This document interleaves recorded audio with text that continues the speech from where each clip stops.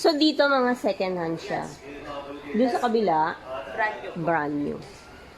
Pero kung gagamitin lang naman kasi for work, tingin ko okay na to, no? Diba? 1.5. Hindi ko pa nasama yung asawa ko. Ay, may HP din. Medyo malaki nga lang siya, no? 2.5. 22 inch. 22 inch. Ito, 15 inch. Okay. Iba-iba siya. Hanggang dito pala siya. So, meron din Dell. Yung Dell niya is nasa 1.3, 19 inch, diba?